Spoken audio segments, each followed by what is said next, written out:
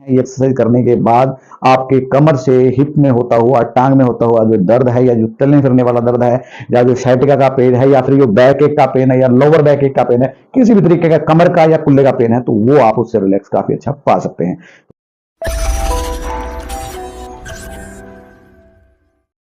नमस्कार दोस्तों, आप सभी का स्वागत है हमारे YouTube चैनल पर। मैं हूं doctor Karmveer Dahiya, ortho and neuro physiotherapist. आज हम बात करने जा रहे हैं कमर के दर्द के बारे में। दोस्तों, कई बार क्या होता है कि कमर से दर्द ऐसे चलता है और ऐसे कुल्ले से होता हुआ पूरी टांग के अंदर आ जाता है। बहुत से नामों से इस दर्द को जाना जाता है। बहुत से लोग इसको साइटिका का पेन कहते हैं, बहुत सारे लोग कहते हैं कि ये पेन मेरा चल फिर रहा है, जिसको हम रेडिकुलोपैथी भी बोल देते हैं, या फिर और भी बहुत सारे ऐसे नाम हैं। देसी भाषा में बात करूं तो हजारों नाम इस दर्द को दे दिए गए हैं।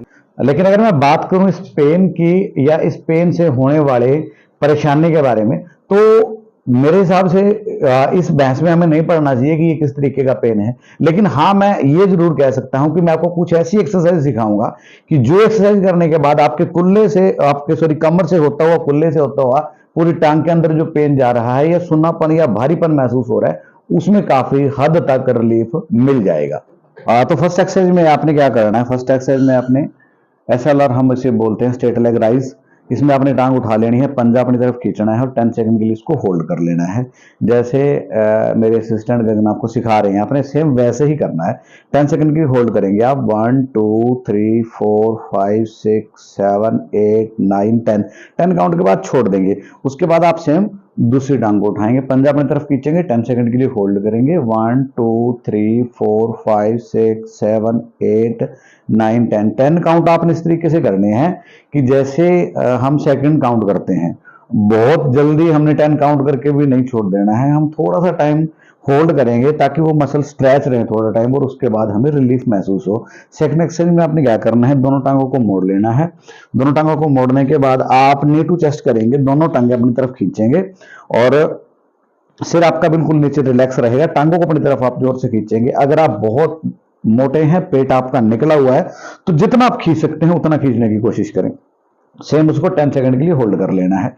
1 2 3 4 5 6 7 8 9 10 काउंट के बाद आपने शरीर को रिलैक्स छोड़ देना है। हाँ, इसमें एक चीज का और ध्यान रखना है कि कोई भी एक्सरसाइज करने के बाद जब आपकी रेपिटेशन कंप्लीट होती है, तो आपने शरीर को बिल्कुल रिलैक्स छोड़ देना है। उसके बाद आपने क्या करना है? नेक्स्ट एक्सरसाइज में आप ब्रीजिंग करेंगे, कमर को ऊपर उठाएंगे, हाथ आपके सीधे ही रहेंगे, कमर को ऊपर उठा लेंगे और बिल्कुल आपकी कमर स्ट्रेच होगी जब आप एक्सरसाइज ये कर रहे हैं।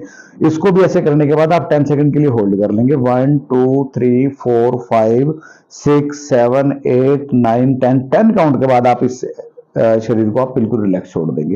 इस एक्सरसाइज की आप 10 से 15 रेपिटेशन आपने करनी है। उसके बाद आपने क्या करना है? दोनों हाथों को अपनी टांगों की तरफ लेके जाना है, गर्दन से आप उठेंगे और होल्ड कर लेंगे शरीर को। आप जितना उठाने के बाद आप होल्ड कर सकते हैं, वही सेम प्रोसेस रहेगा। 10 सेकंड के लिए होल्ड करना है। 1 2 3 4 5 6 7 8 9 10 काउंट के बाद आप शरीर को रिलैक्स छोड़ देंगे, बैठ जाएंगे जल्दी। तो ये कुछ एक्सरसाइज हैं जो एक्सरसाइज आपने करनी है। ये एक्सरसाइज करने के बाद आपके कमर से हिप में होता हुआ, टांग में होता हुआ जो दर्द है या जो चलने फिरने वाला दर्द है या जो साइटिका का पेन है या फिर जो बैक एक का पेन है या लोअर बैक एक का पेन है, किसी भी तरीके का कमर का या कुल्ले का पेन है, तो वो आप उससे रिलैक्स काफी अच्छा पा सकते हैं। तो दोस्तों, अगर चैनल पे नए हैं तो हमें यकीन है कि आप सब्सक्राइब किए बगैर नहीं जाएंगे। मिलते हैं अगली वीडियो में, तब तक के लिए नमस्कार।